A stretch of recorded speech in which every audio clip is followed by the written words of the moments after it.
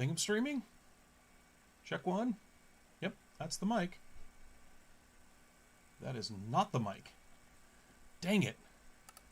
I can't get this whole stream. I did it again. Apparently I was doing it all day today at work too.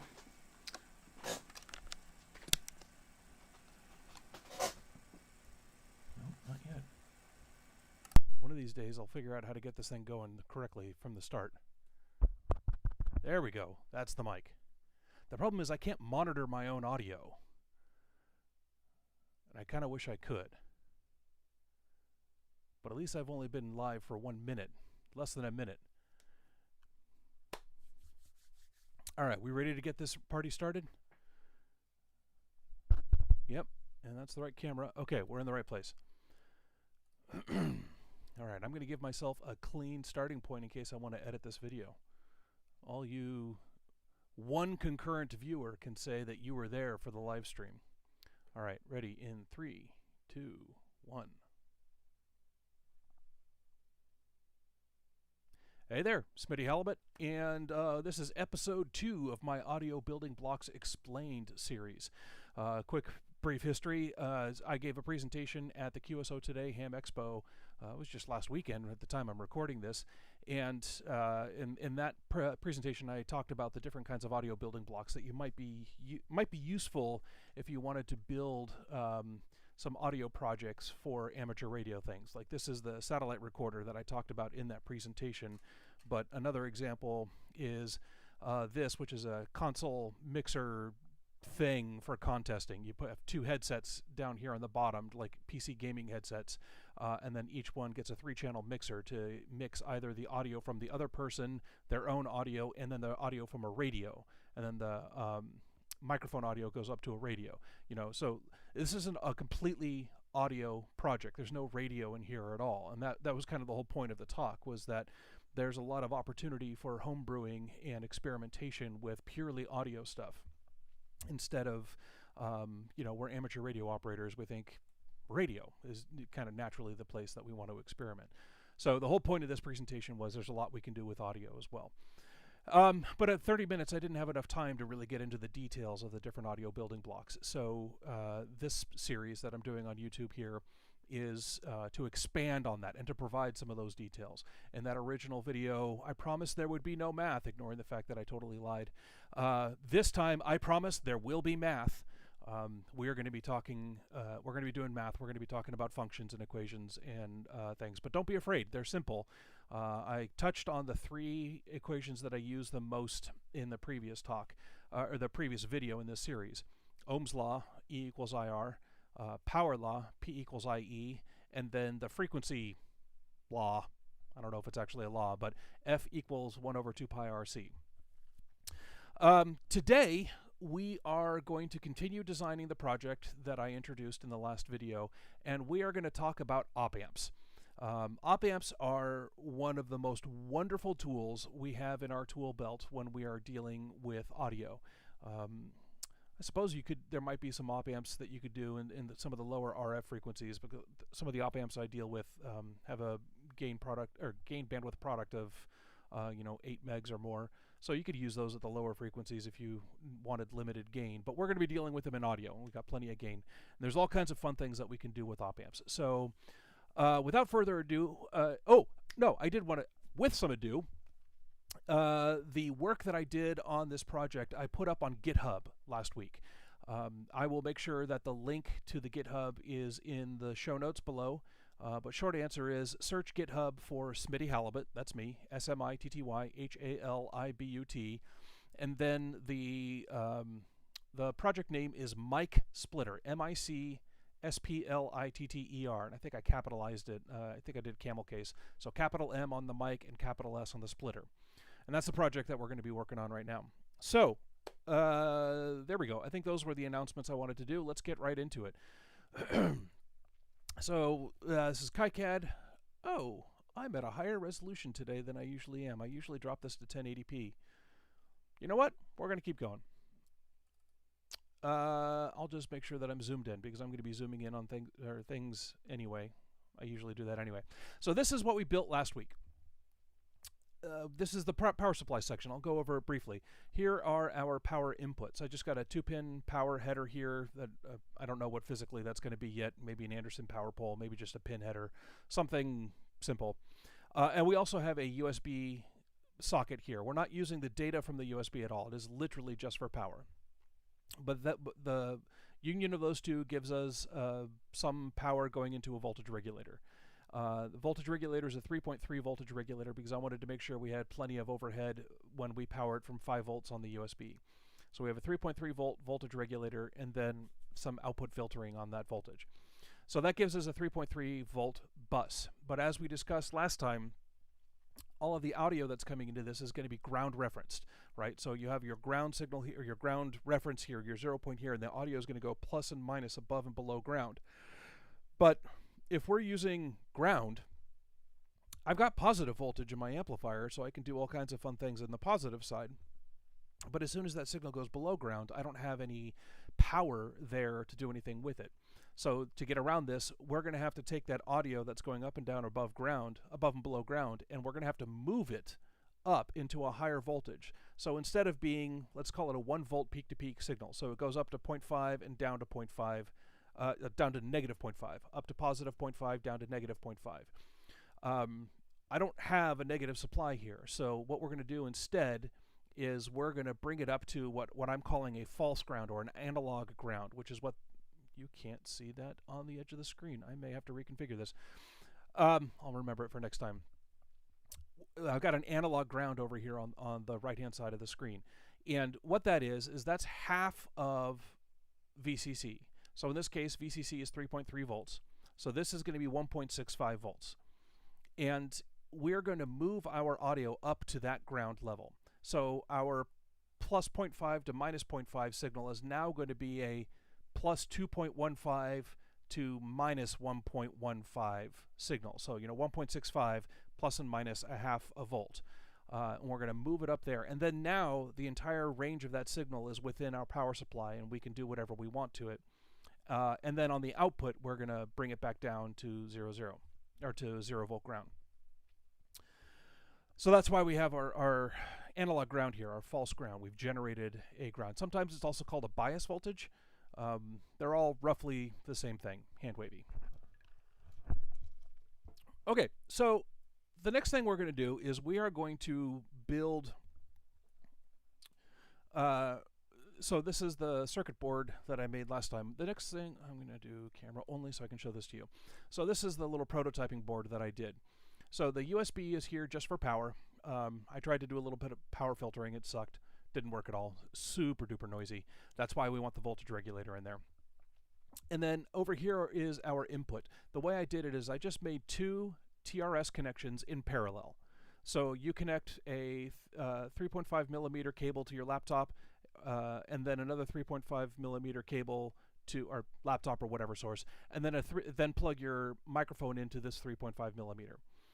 And they're just connected in parallel. So the mic just connects straight on through to the computer. But then this yellow block right up on the top there is a 0.1 microfarad capacitor that is connected to the microphone audio line.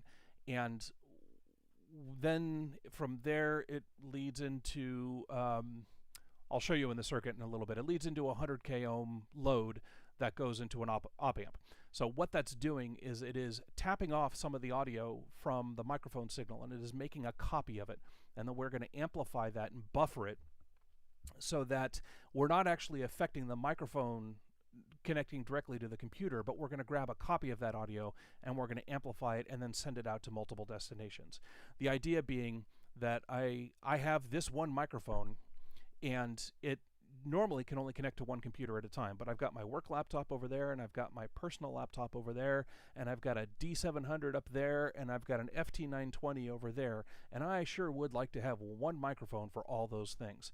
So I want to have something that will take this one microphone, split it out into multiple destinations, and and just have them all concurrently work at the same time. So that's what we're building here. All right, so let's not make the same mistake I did last time, and we'll actually go back to here. So let's just look at, let's bring our 2 connectors in. And like I mentioned last time, this series is going to be less about KiCad and more about the circuits themselves. So I'm going to be kind of just plowing through a lot of the KiCad specific stuff. I want switch TR. So the connectors I have are just those. And I like it like that. Okay. And I'm going to make another copy of that. So that's our TRS connection. Let's just... okay, now this side... excuse me. This side is real ground. So we're going to give those some real grounds. So the idea is, when I was planning on doing it with a USB power supply, you want to be careful with ground loops. You don't want to have ground connecting lots of different things. Rather, you don't want this cable, these audio cables, to be the ground that connects all your devices together. You want that ground to be either through power or ideally through like a ground strap that ties all of your equipment together. We really don't want this to be the ground that ties things together. So on the audio path, on the audio outputs, we're going to transformer isolate those. That'll get rid of that ground loop. But for the power, I'm assuming that you're going to use USB power from the computer that's running the microphone. So the actual microphone, the audio, the mic output that connects to the computer that's driving the microphone, and where you're getting power. I'm assuming all of those are on the same ground system. So that's why this ground here on the USB connector and this ground on the audio connectors are all going to be the same ground. We will pick different grounds for the other outputs. But in the meantime, I am just going to connect ring to ring, and we will connect tip to tip. Okay. I'm not bothering with the switches. Those are just the connectors that I have. The connectors I have in stock are switched tip and ring like that, but we're not going to be using those connectors at all. Now, what we are going to be using is that, we'll copy one of these. We are going to be grabbing a copy of this. Now, the way, I got to remember that you can only see the upper, from there to there of my screen. Okay, I got to remember not to use the outside bits. The way you drive an electric microphone, so this is an electric microphone. This is a mod mic, Antlion mod mic. It's a very standard microphone that a lot of PCs use. And it's an electric microphone, though you have to give electret a DC voltage on the mic signal so that it has enough power to do the things that it does. There's actually a little tiny FET, field effect transistor amplifier inside this device. And that little FET needs power to be able to amplify the super weak signal coming from the microphone element and turn it into a much stronger signal before it goes over the wire. Otherwise, if we had that amplification down at the other end of the wire, it would just pick up so much noise, it would be insane. So electric microphones always have this little field effect transistor in there doing amplification. And that FET needs power. And so you provide DC power down the mic line toward the microphone element, and then it amplifies it and sends audio back on the same wire, which is kind of neat. I didn't want to have to deal with doing all of that driving of the microphone. I could, although it would be a little bit hard if we're planning on running on 3.3 volts, because these things typically expect somewhere between 5 and 12 volts. So 3.3 would probably be okay, but it's a little sketchy. But I'm not going to bother with that. That's why I'm doing this like one connector in, one connector out. Let me change this. Mic and value. Yeah, come on. Laptop driving mic. Okay. The laptop microphone output connector already has all those signals in place, right? It has that DC bias voltage in there. With the right impedances and everything. It knows how to drive a microphone. So I'm just going to let that laptop drive the microphone. We're not going to be taking any of that. All we want is the audio. Now, I don't want the DC voltage that the laptop is giving the microphone. All I want is the audio. So I'm going to do a high pass filter here, and that's why I've got a series cap. And then we also need a resistor, so I'll grab one of those. And actually, I'm going to do it that way, and I'll show you why in a second. So we need a resistor in here, and this RC, this resistor and this capacitor are going to form an RC circuit, and there will be a cutoff frequency on that RC circuit. Let's figure out what that cutoff frequency is.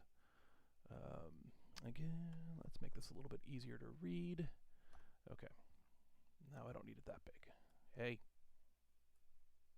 Okay.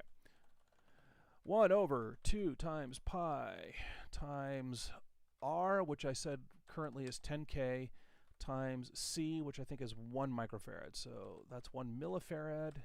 Well, that's 1 microfarad. All right, so what frequency is that going to cut off at? That's going to cut off at 16 hertz, which means at 16 hertz, half of the power will get through. Because it's a high pass, a series capacitor, below 16 hertz, less will get through, and above 16 hertz, more will get through. I'm interested in blocking DC. DC is 0 hertz, right? So this will block all of the DC, but it will let the audio through. And as long as this frequency right here is below all of the audio that we care about, then it will effectively pass all the audio and block all the DC. And that's what we're trying to do with this capacitor. So 1 microfarad and 10K, that was chosen arbitrarily because that's what we were using on our analog ground generation circuit, and I just copied those components over. But we chose those values over there for that reason. So having the same components here just means more of the same component, makes it easier to assemble. Excuse me. So we're going to go ahead and do that. Let's look at the rest of this. TLO-72, which is the OpAmp we were using before. So up here, nope, you can't see that. All right. This OpAmp is U?A. Field reference. Okay. So this is the A component. There are 2 OpAmps in this chip. There are 2 circuits, OpAmp circuits in this one chip, and we get to use them independently. So this is the A circuit, and then I made sure down here to grab the B circuit, right? So we're just going to be using each of the different OpAmps individually. Oh, hey, George. George KJ6VU has joined the chat room and said, hello, Mark. Thank you, George, for joining us. Yeah, so we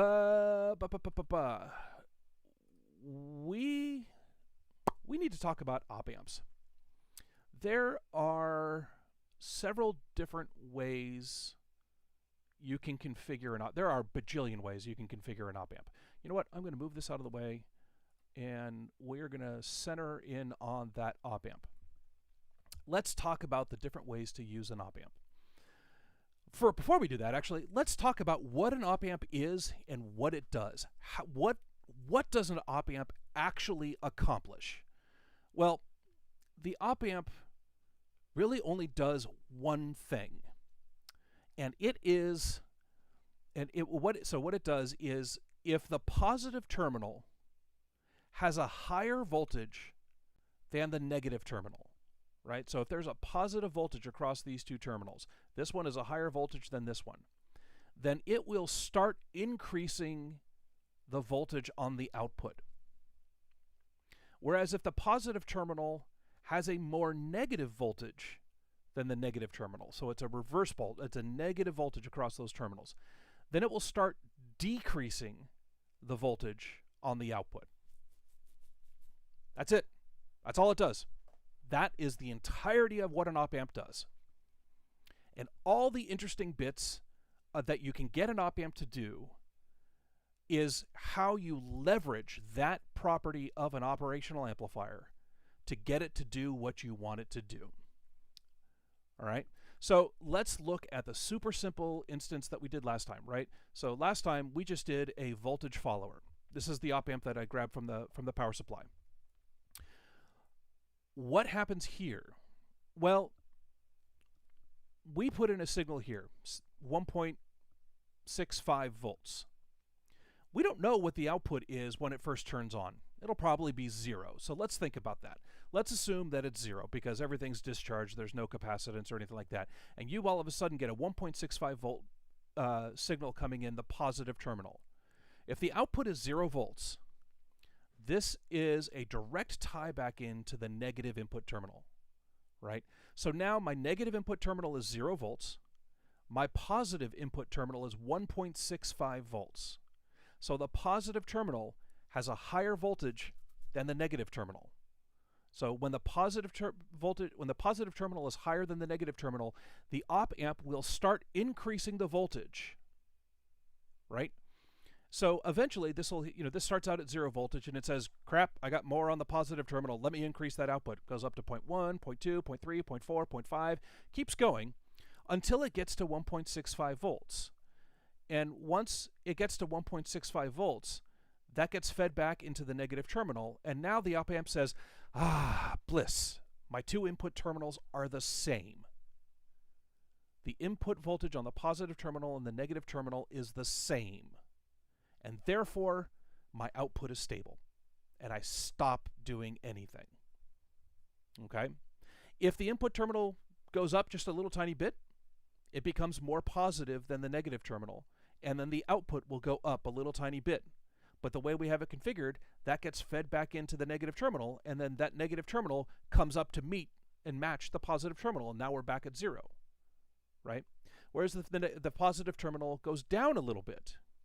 Now it is more negative than the negative terminal, so the output starts to decrease. And again, that's pulled right back around into the negative terminal, and so eventually the negative terminal comes down to the same point where the positive terminal is, and it's hit equilibrium again. They are the same voltage, and the output stabilizes, right? So the way we have it configured here, it's called a voltage follower. The output voltage will always be the same as the input voltage on the positive terminal, right? Because we've taken that output voltage and just tied it around directly to the negative terminal on the input. And so it will do everything it can to make sure that that negative terminal matches the positive terminal. And it does that by adjusting the output. Does that make sense? I don't know why I'm asking that, because nobody can give me a yes or a no. Chat room, does that make sense? Now, this is a pretty boring application of an operational amplifier. Still very useful, but it's not very exciting, right? The output voltage matches the input voltage. Why would we want to do that? Well, in this particular case, we're doing it because the input is a very high impedance, and we can't use it to drive a whole lot. Like if we try to put anything that has a lower impedance on that, it's going to affect the voltage. It's going to drag that around a lot. So the output of the operational amplifier is able to drive a heck of a lot more current. Thank you, George. George says, yes, it makes sense. The output of the OpAmp is able to drive a heck of a lot more power and a heck of a lot more current. Make a bias source that is buffered. That's basically what this is, right? That's exactly what this is. So this is this called a voltage follower is how you've configured the OpAmp. The building block that we've built here is called a buffer. A buffer is a device that separates 2 halves of a circuit. So the things on the input of the circuit will never be affected by the thing on the output of the circuit. I went squirrel on the last part, but I understood what you were doing. Okay, cool. Thank you, Anthony. So a buffer, the job of a buffer is to insulate the circuit on the input side from the effects of the circuit that's on the output side. So the circuit on the output, you can short this to ground, you can throw all kinds of other power into it, you can do all kinds of nasty stuff on the output of this circuit. But because that OpAmp is there, that doesn't make it back to the input of the circuit. We're kind of using it as a buffer here. It's more of a don't let the output side change the voltage that's coming in, rather than like affecting something else that's on the other side, because we don't really... Anyway, we want a very stable voltage on the output. So that's what this is doing. It's giving us that lower impedance source to drive the analog ground of the rest of our service. So this is one of the simplest ways to use an OpAmp, a voltage follower. Just tie the output straight back into the negative side of the input, and then you put the signal that you want onto the positive side. So in this example, the output voltage and the negative voltage, or the negative terminal voltage, matched exactly. What happens if I want some gain? I want the output to be bigger than the input. So what does that look like? How would we do that? Well, let me show you. I'm going to throw a couple of resistors in here. Actually, you know what? I'm just going to do it this way because it's a little bit... Oh, you're not going to put that on the bottom, are you? Okay. Okay, we'll do it the way you usually see it.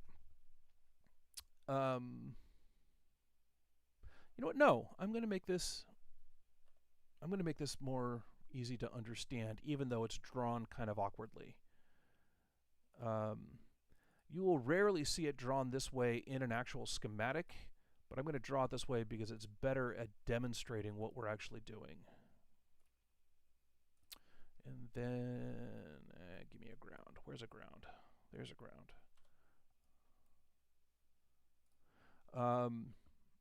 Okay.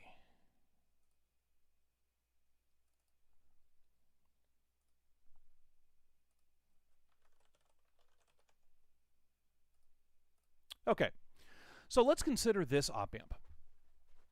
Can you see it? Yep, you can see it. Okay, let's consider this OpAmp. All we've done is we still have an input signal over here coming into the positive terminal. And what we've done is we've stuck a voltage divider between the output and the input. All right, so let's do a simple case here. We'll say that's 10K and that's 10K as well. Okay, so this is a simple voltage divider. What that's going to do is it's going to cut this voltage in half, right? So let's say, for example, there was 2 volts coming out of the operational amplifier. Come into here, half that voltage is going to be dissipated across that resistor, and the other half of it's going to be dissipated across that resistor, right? So if there's 2 volts here, you're going to have 1 volt out here. And this is relative to ground. So, 2 volts to ground, halfway between those is going to be 1 volt. So, what if there's 2 volts out here? That makes 1 volt here, 1 volt coming into the negative terminal. What voltage would you have to have here? I'm doing this backwards. Well, let's continue with this and then we'll do it the other way around. What voltage would you have to have here for this to be a stable configuration? Since there's 1 volt on the negative terminal, you would need to have 1 volt here. This is an awkward way to look at it. Let me start over. Your input signal is 1 volt. All right. It comes in here. Let's say we've originally turned on the system. The output here is 0 volts. So at the initial turn on state, we have 1 volt on the input and we have 0 volts on the output, right? 0 volts coming through here, 0 volts across 0 volts. Well, half of 0 is, carry the 4, still 0. So you have 0 volts onto the negative terminal, and I've got 1 volt on the positive terminal. So I'm going to start increasing the output because the positive terminal is more positive than the negative terminal, right? So when the positive terminal is more positive, we're going to increase the output voltage. So we're starting out at 0 volts, we go up to 0.1, 0.2, 0.3, 0.4, so on and so forth, and eventually we get to 1 volt, right? And the voltage follower, that's when everything stabilized because that 1 volt appeared right at the negative terminal. But in this case, we've got a voltage divider. So if there's 1 volt here, half of 1 volt is going to come along here, and we've only got half a volt at the negative terminal. So if we've only got half a volt here, when the output matches the input, but the negative terminal doesn't match the input yet, we need to keep going. So it's going to continue to increase the output voltage on that output pin until it gets to 2 volts. And now when it hits 2 volts, across this voltage divider, half of 2 volts is 1 volt, and we get 1 volt coming in to the negative terminal of our OpAmp. We have 1 volt on the positive, 1 volt on the negative. They equal each other. The output is stable. It doesn't do anything. All right? So I've got 1 volt on the input, on the positive input terminal, and now I've got 2 volts on the output terminal. Twice as much. If I increase this to 2 volts, now this has to go up to 4 volts to be able to have 2 volts on the negative input terminal, right? So the output is, in this case, as it's configured here, always twice the voltage of the input terminal. It's always twice the voltage of the input terminal because this is a voltage divider that cuts that feedback voltage in half, right? So we're feeding back half of the voltage. Therefore, for the feedback to look the same as the input, we need to output twice as much voltage. And that is called a non-inverting amplifier, because now if I put in positive 1 volt here, I get positive 2 volts out here. If I put in negative 1 volts here, I will get negative 2 volts here, assuming we got power supplies for it. Ignore the fact that we only have a positive power supply in this circuit. Assume we've got infinite power. Assuming spherical cows of uniform density. So what we do is we are defining how much gain we get out of this circuit by defining how much we are dividing this voltage through this voltage divider. If I made this, let's do 20K, right? Nope, wrong one. Just kidding. Let's do, wait, no, that was right. Sorry, I've got to think about this every time. Now, with a 20K and a 10K, this voltage right here is 1/3 of the total voltage out there.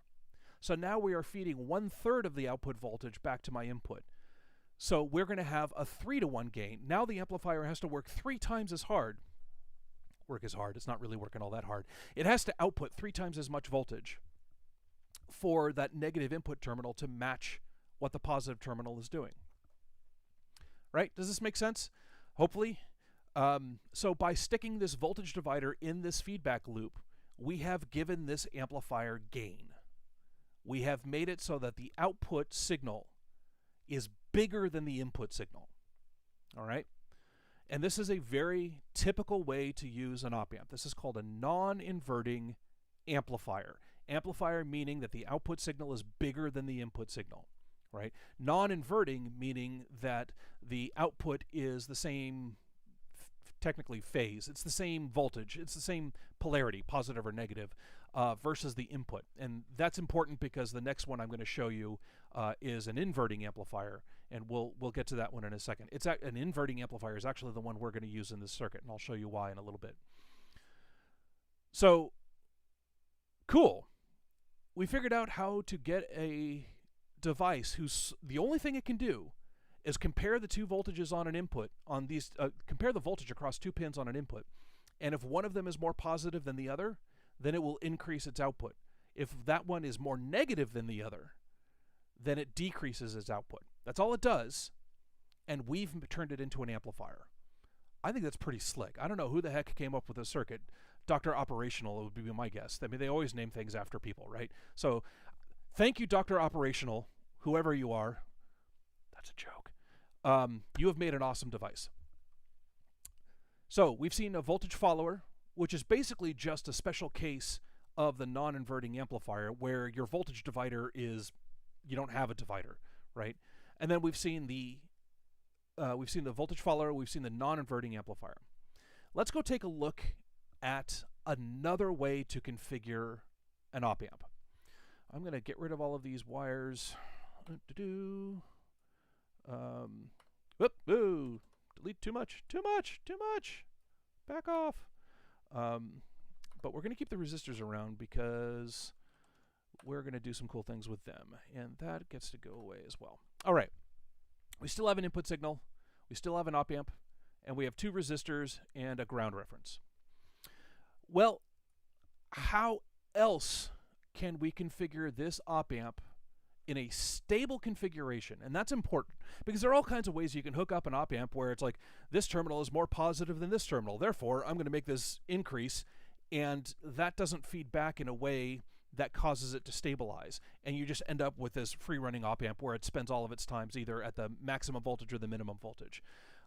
There are all kinds of unstable ways of connecting an OpAmp, and we're not going to talk about those because I don't care. They're uninteresting. We'll never use them. That's a bit of a lie. There is a time where you would want to use an unstable OpAmp, and that's if you're trying to use it as a comparator. But that's not what we're doing right now. So we are trying to get a linear amplifier where if it goes up a little bit, it goes up by, where the output signal looks like the input signal but bigger, or maybe modified in certain ways, but they at least look similar to each other. All right. Now, I am going to... Nope, not that one. That one. I'm going to flip this over. You know what? No, I'm not. No, we'll keep it configured the normal way, and I'll just put it on the bottom. Okay, so there is another way to configure a stable amplifier. I'm just going to build it, and then we'll talk about what it does after the fact.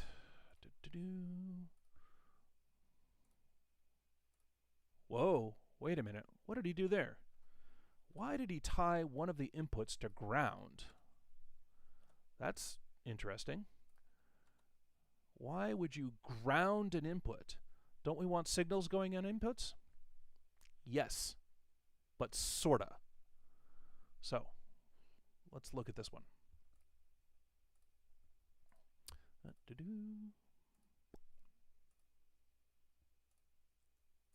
Okay. Is that right? Yes. Yes. Okay. So, one of the other properties about OpAmps that I haven't talked about yet is that the inputs to the OpAmp are incredibly high impedance, typically measured in the tens of megohm, right? A lot of the times they are the gate of a FET, a field effect transistor, which is effectively disconnected from everything. You can think of them as infinite resistance. They do not draw any power, they don't draw any current. They are just there to look at the voltage on the input, but they do not affect that voltage in any way. Real world devices don't operate like that, but for our purposes, we're going to consider it that way. And in reality, for the vast majority of circuits that we're doing, you can actually treat real world devices like that. You're not going to really run into any problems by assuming that they are perfect op-amps. When you get into like super high-end audio things, you have to start considering alternatives. But for the way we're doing it here, we can definitely consider that these are perfect op-amps. The input pins have infinite impedance.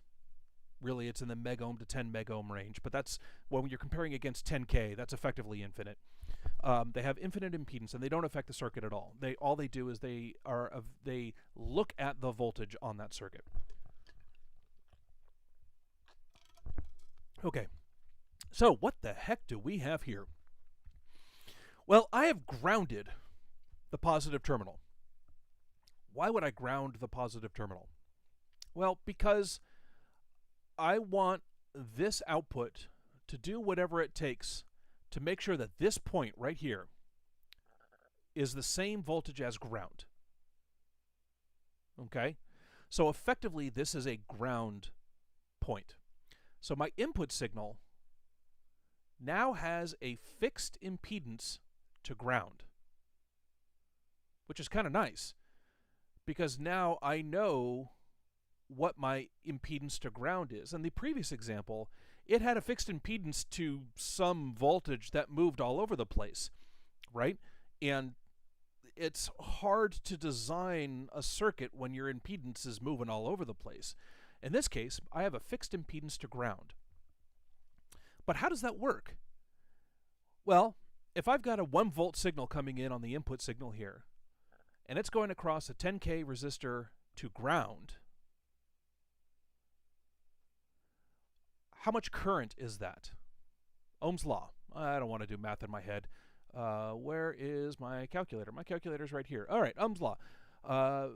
V equals I times R.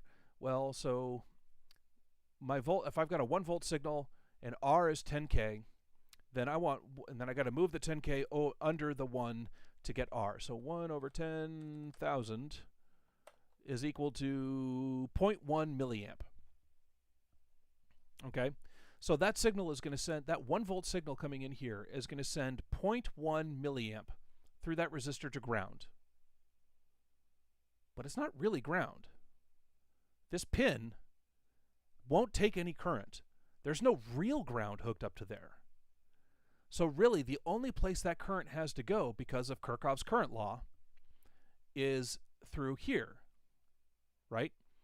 And so now there's another 10K resistor with 0.1 milliamps in it. I'm not going to pull out Ohm's law again because we just did the same thing.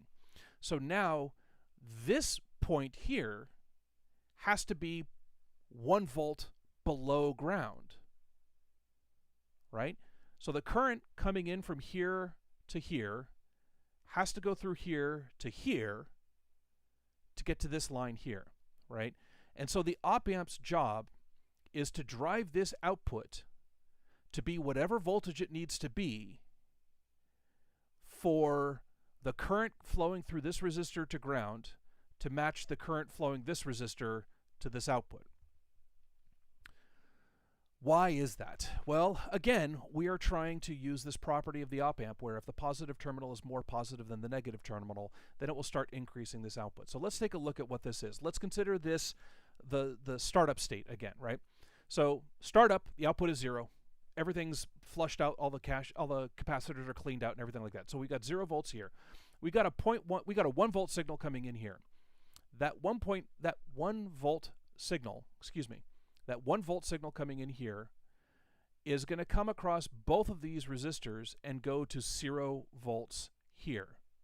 Well, if it's 0 volts here, because that's what the output is, then this is a voltage divider. I've got 1 volt here and I've got half a volt here, right, before it goes to the 0 volts here. So now I've got half a volt on my negative terminal, but I've got 0 volts on my positive terminal. So my positive terminal is more negative than my negative terminal, right? If I got 1 volt here and 0 volts here, my positive terminal is more negative than my negative terminal. So what happens to the output? The op-amp's job, when the positive terminal is more negative, is it will decrease the output voltage. So it starts decreasing this output voltage from 0 to minus 0.1, minus 0.2, minus 0.3, so on and so forth, until it gets to minus 1 volt. And when it's at minus 1 volt, I got a plus 1 here. I'm setting 0.1 milliamps through there, and then 0.1 milliamps through there. So this, no, I'm sorry. Let me interpret this differently. I've got a 1 volt signal here, and I've got a minus 1 volt signal here. That's 2 volts, peak to peak, right, from start to finish. And the halfway point of that between 1 volt, positive 1 volt, and minus 1 volt is ground, is 0 volts, right? That's the halfway point. Because we've got this voltage divider here, this 10K resistors as a voltage divider, that means that this point here is going to be half of the difference between here and here. If that's 1 and that plus 1 and that's minus 1, then this is going to be 0. Well, guess what? A 0 on the negative terminal and a 0 on the positive terminal is a stable state. So now the output of this is stable. But this had to go to minus 1 volt to be able to make this stable. If I increase the voltage here to 2 volts, now I've got 2 milliamps going in here and 2 milliamps going, or 0.2 milliamps, 0.2 milliamps going this way. To get to 0.2 milliamps going out this way, this has to decrease to minus 2 volts, right? So as the input signal goes up, the output signal goes down, right? Remember when I said the other one was a non-inverting amplifier? This one is an inverting amplifier, right? So if I have positive voltage on the input signal, the output is negative. Similarly, if I have a negative voltage on the input signal, then the output has to go positive to match it. So you can kind of view it as like a seesaw above and below this ground point right here in the middle, right? If this one goes up, this one has to go down. If this one goes down, this one has to go up. And the length of that seesaw, right, how far off the center it is. Like right with a 10K and a 10K, that seesaw is right in the center. And so you've got equal voltages on either side. So this is a unity gain inverting amplifier. The output voltage is the same amplitude as the input voltage, but a mirror image of it.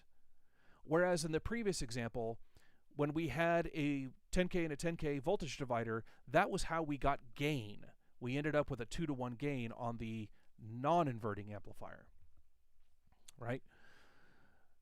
So why would you use one amp type versus the other? Well, if phase is important, the positive or negative image of the signal, then you need to take that into account, and that might dictate what amplifier you want to use.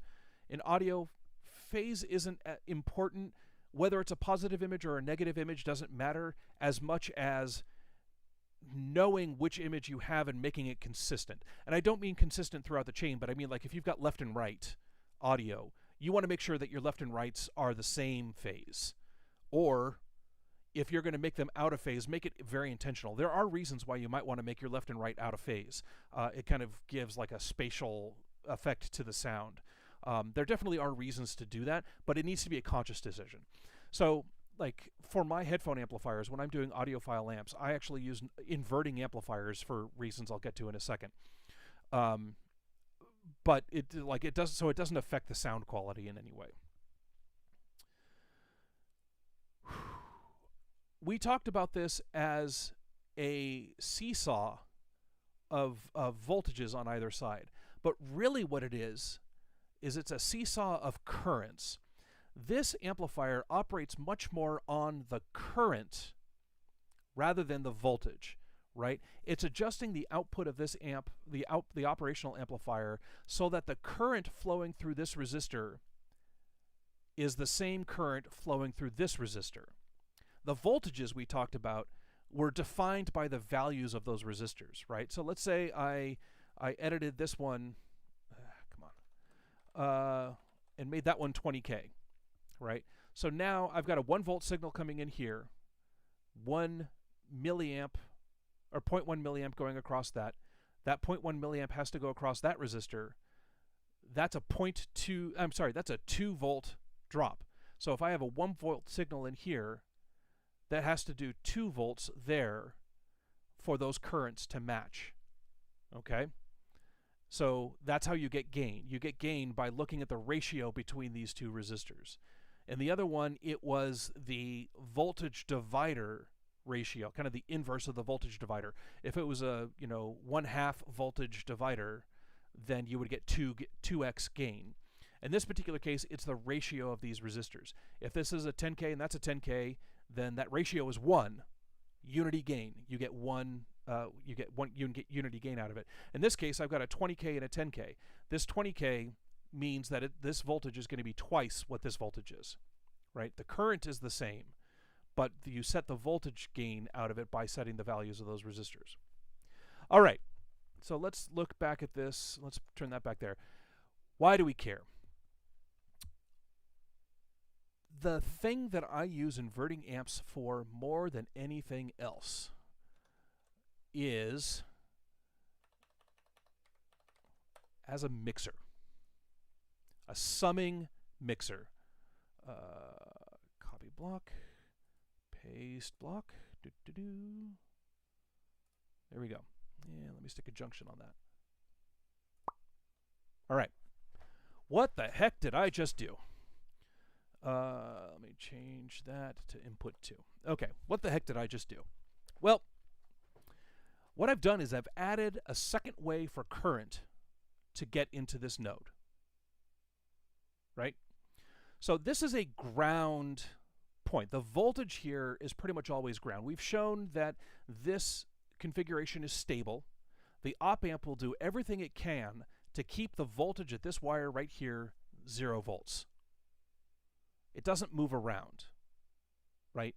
So because this is 0 volts always, your input is going to have some voltage, and it's going to come across this 10K ohm resistor. It will always be 0 volts here, so you always know what the current across that resistor is going to be.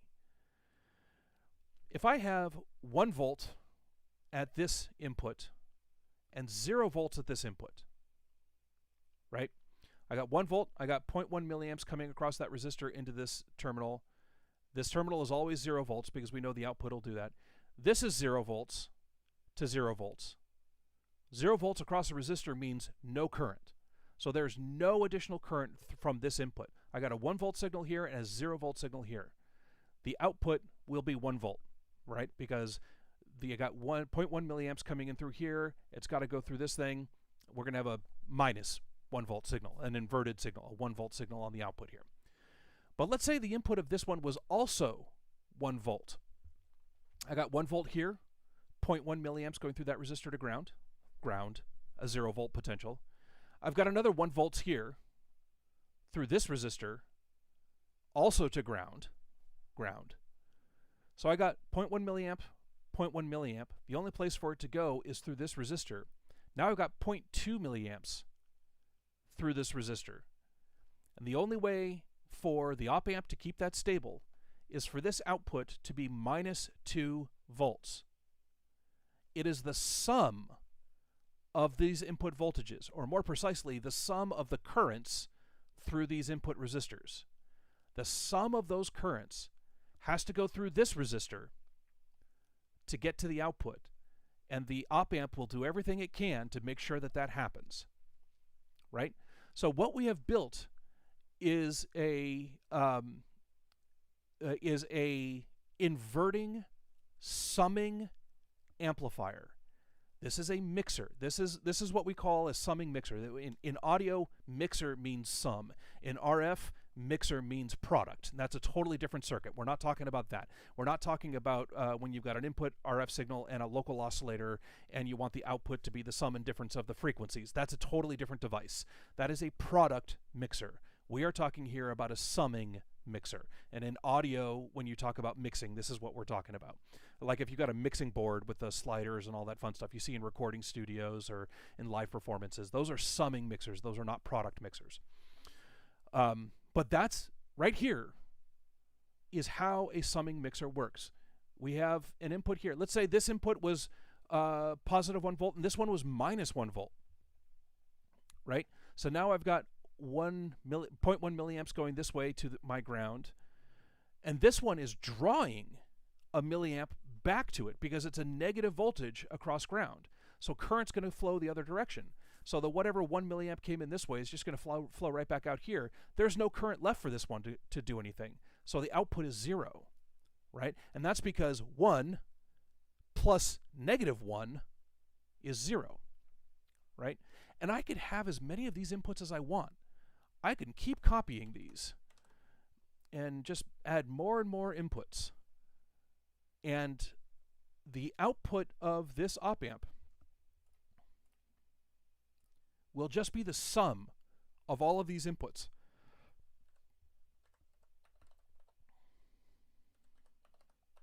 Right? That's pretty darn cool. So for a chip, an OpAmp, one feedback resistor, and then one input resistor for each of the inputs. We can sum all of those signals together. That's pretty darn slick, right? Okay, so what are the 4 configurations of OpAmps that we've talked about? Let's summarize. I'll go ahead and draw them. Nope, no, you can't see that. We'll go with a voltage follower. Right?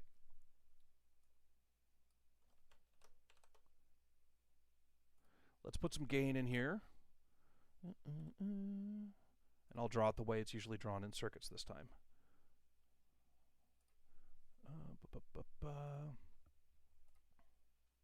You know, we've taken a voltage follower and we've stuck in a voltage divider. Stuck in? Did I really say stuck in? We stuck a voltage divider in the middle of its feedback, right? So now, like, if this is a 1 volt input, to get a 1 volt input here, we need to have 2 volts on the output, right? You can't see all of it, right? So these are our non-inverting amplifiers. This is a voltage follower, which is just kind of a special case of this one with a unity gain, right? So those are our non-inverting amps. What are our inverting amps? Well, we've got that's the more complex one. Let me copy this and get you just the simple. Paste. And we'll remove all this complexity. Okay. So these are, nope, I'll just concentrate on one at a time. So this is a inverting amplifier, right? Functionally very similar to the non-inverting amplifier, except that the output is a mirror image of it. But otherwise, other than the mirror image, they function very similarly. There are times where you would want to use one versus the other.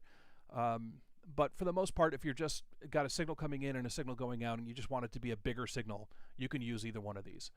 But a special case of this one is the mixing inverting amplifier, this summing mixer. where I've got more than one input going into this node right here on the negative terminal, and the output will be the sum of all of these voltages. So those are the 4 most common configurations of op-amps. In this circuit, we've used the voltage follower. We're probably not going to use the non-inverting amp. We're not going to be using the mixing amp in this one because I've only got one input. We can use mixers in other projects, but not this one. And then this inverting amp. And one particular property of this inverting amp is why we're using it in this circuit. And that's because it has a fixed input impedance. I have a capacitor right here on the input of this, and I want to make sure that I can calculate what that RC value is. I guess technically I could use a non-inverting, and if I were to do like that, give my input signal an impedance. Yeah, I could do it with a non-inverting, but the one that I built, I used an inverting signal. There are fewer components, so we'll go ahead and do an inverting amplifier on this. Okay, so that is an hour on op-amps. There are a lot of cool stuff you can do with op-amps. You can stick capacitors in the feedback or inductors in the feedback. You can put diodes in there, and they all do different things. Like I can't even remember how they all work or what they all do. But like you can use an op-amp with capacitors configured in certain ways, and it will become a higher order filter than you can do with just a capacitor and a resistor. You can do diodes. You know, normally a diode has a voltage drop across it, right? Normally, so 0.7 volts. You can use an op-amp to make that voltage drop go away. You can use an op-amp to make the ideal diode, where as soon as you have any forward voltage on that diode, the op-amp will start conducting. It just does like some really crazy stuff you can do with op-amps. But these are the 4 configurations that we are going to be using the most in audio projects. So those are the 4 that I'm going to be teaching in this series. Cool. I'll go ahead and say, are there any questions? I assume that people would be asking them in the chat room. Do I see negative feedback inverting op-amp? Yes, you do. That's exactly what we just talked. So that was Joel. I assume that question was asked a while ago. If there are any other questions, please go ahead and speak up in the chat room. But in the meantime, let's go back to our circuit. So I put a 10K resistor here, and why did I do that? I did that because I'm going to use this. Oh, let me copy that. Okay, so I want this. I'm using this as a unity gain buffer. I'm just using the amplifier as a buffer in this case.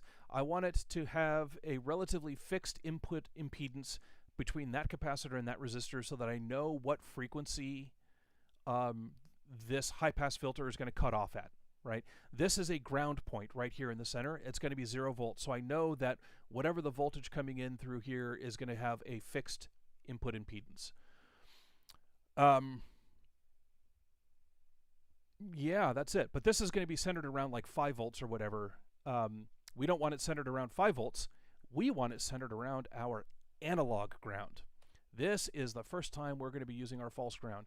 Rather than this going around 0 volts, we are going to have it go around 1.65 volts.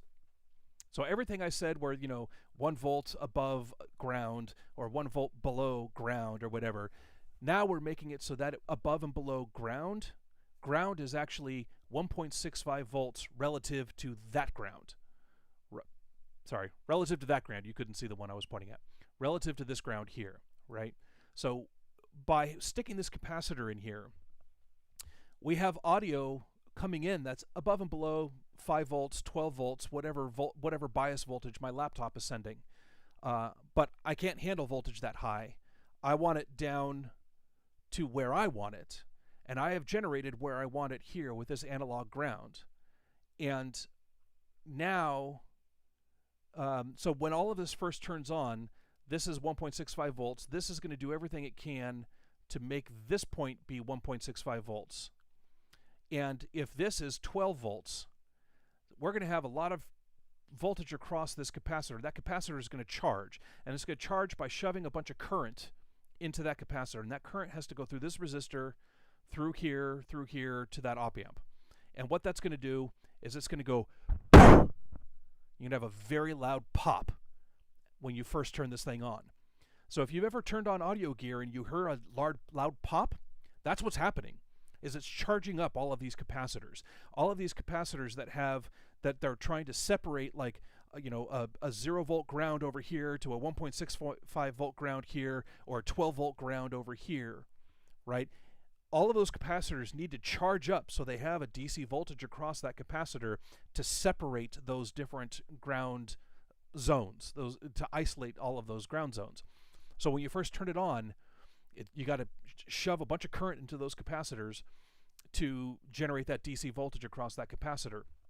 And that inrush current is that loud pop you hear when you first turn on an amplifier. After that pop transient is gone, what does it look like? Well, this capacitor now has, we'll call it 12 volts on this side and 1.65 volts on this side, right? So after all that capacitor, let's say no audio is flowing. The microphone is blocked, it's turned off, there's no audio. All we have is that 12 volts, right? So that capacitor is charged up, and it's not flowing any more current anymore, right? So there's no current flowing through this resistor, which means that it has a chance that this side here is going to be at 1.65, because that's what the OpAmp has made it do, right? And now that capacitor has kind of a DC voltage across that. And once audio starts coming in here, let's say this is a 12 volt DC system, let's say it goes up to 13 volts, right? Well, that capacitor is going to try and drag this side up with it. So this, instead of being 1.65 volts, it's going to be 2.65 volts, because the voltage across the capacitor doesn't change instantaneously, right? You got to throw some current into it. And the rate at which it discharges is that 1 over 2 pi RC function that we talked about. So as long as the capacitor is big enough, it won't discharge fast enough, and to audio it'll look transparent.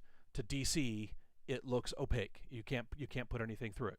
So let's say this one goes up to 13 volts. This one will go up to 2.65, and that's going to cause current to flow here, blah, blah, blah, blah, blah, blah, all the amplifier stuff that we just talked about. So we've used this capacitor to separate our ground systems. We've got a 12 volt on one side and a 1.65 on the other side, and that capacitor bridges across those two. And that's our amplifier. And then we will take the output of this and start doing stuff with it next video. I'm going to go ahead and leave these circuits in this schematic for now. We'll take it out later, but I'm going to leave them in for now. I just saved it, and I'm going to upload all of this to Git. I will make sure that there is a link to my GitHub in the description below, but it's whatever, Smitty Halibut, search for me there, and then the project is called Mic Splitter. You can kind of see the text up here in the screen. You may or may not be able to read it. Mic Splitter is the name of the project. It's on GitHub, and I'm going to save it and upload it with all of these here. So if you want to go take a look at these and do your own experiments with them or whatever, it'll be part of the schematic as I upload it tonight. When I start at the next video, I'm going to go ahead and erase those, and we'll finish working on this. So that's it. Thank you very much for watching. Tonight we covered OpAmps, and we talked a little bit about the different ground systems and how we bridge across them.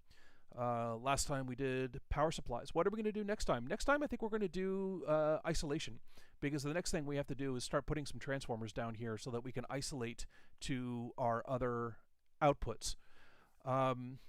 This one's going to be a pretty simple project, and hopefully shortly after this we'll be able to actually start laying out a board and order some boards and test them out.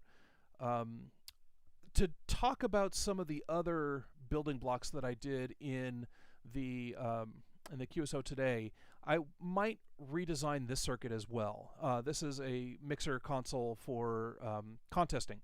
I built it for field day, right? So you have a logger and an operator.